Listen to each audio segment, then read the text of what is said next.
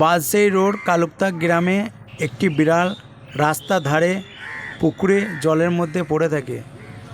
বিড়ালটি যে দেখা যায় যতদূর সম্ভব ধাক্কা লাগে, কিন্তু বিড়ালটা আর উঠতে পারে না।